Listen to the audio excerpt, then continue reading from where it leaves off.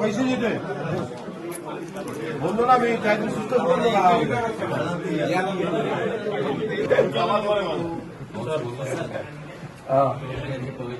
आता बाकीचं सगळं मला माहित आहे. तुम्ही यावर चला, मी मीटिंग लावली आहे, ते करून दे. अरे तुमचे आता 15 वेळा लोक भेटले मला, यात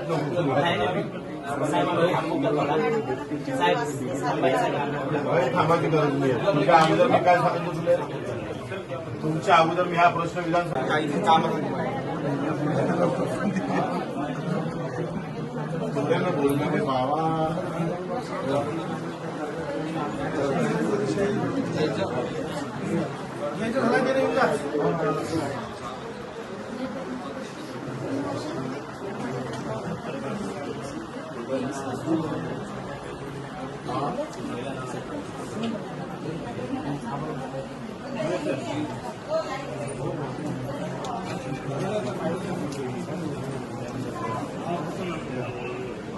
बोलतो काय बोलत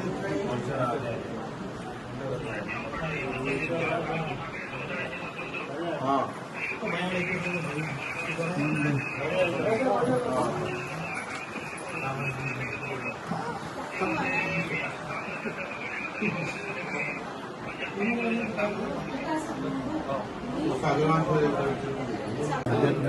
सांगतो काय मराठीत काय संवाद काय होतं.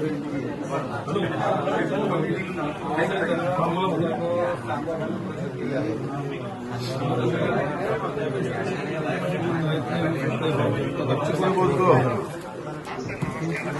चंद्रभागेतलं सपने आहे, विठ्ठल सपने, गणेश सपने, सतीश दाभाडे.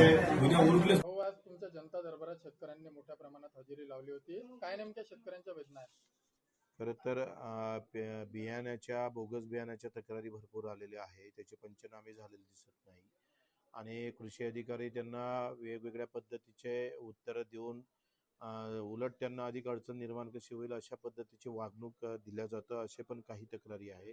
सावकारकीचे 2024ला वाशिमचं प्रकरण क्लोज झालं आणि अजूनपर्यंत त्याचा निर्णय झाला नाही. आता 2024, 25, 26 2 वर्ष अगोदर निर्णयासाठी बंद केलेली फाईल जर प्रमाणपत्र देत नसेल तर त्याच्या अधिकाऱ्याचं काम किती संत गतीनं चालतंय असं एकंदरीत चित्र आहे. आणि मला वाटतं बोगस बियाण्याच्या बाबतीत केंद्रीय कृषी मंत्र्यांना याच्यावर कायदा करणं फार गरजेचं होतं. काय होतंय का आपण बोगस बियाणं आता मुख्यमंत्र्यांनी आम्ही आव्हान दिलं का त्या बुस्टर कंपनीचं आम्ही कार्यालय जाळू. त्याच्यानंतर मुख्यमंत्र्यांनी सांगितलं डीबीडीसीतून आम्ही बियाणं देऊ. आता बियाणं दिल्यानं चालणार आहे का? फक्त तुम्हाला त्यांना पेरणी गिरणीचा खर्च पण द्यावा लागेल, दुबारा पेरणी करावं लागतं त्याला, आणि नाही साधलं तर त्याचा वर्षभराचा उत्पन्नासहित त्याला पैसे दिले पाहिजे. कायदा नसेल तर कायदा केला पाहिजे. केंद्रीय कृषी मंत्र्यांनी याच्यावर हस्तक्षेप करणं गरजेचं आहे. आणि ते जर या संदर्भात जर निर्णय घेत नसेल तर आम्ही सांगतोय आमचा जो आंदोलनाचा मार्ग आम्ही स्वीकारलाय तो केल्याशिवाय राहणार नाही. दुबार पेरणीला देखील शेतकऱ्याला मोठं समोर जावं लागत आहे. हा बरोबर आहे. एकतर पाऊस नाही त्याच्यामुळे आणि बियाणं बोगस आलं त्याच्यामुळे दोन्ही एकूण मरण आहे. म्हणजे वरच्या वाल्यानंही मारलं आणि खालच्या वाल्यानंही मारलं, मग आता त्यानं जाव कोणाकडे असा प्रश्न आहे. शेतकऱ्यांच्या आत्महत्या जिल्ह्यात देखील मोठ्या प्रमाणात वाढत आहे. मला वाटते दुबारा पेरणी आणि एकंदरीत जो मनपश्चाताप होतोय की बाबा आपण इतक्या कष्टानं बियाणं आणल्यावर निघत नाही, याचे परिणाम आत्महत्यावर भरपूर झालेले आहे आणि त्याला तेवढं गंभीरतेनं का घेतल्या जात नाही हा मुळातला प्रश्न आहे.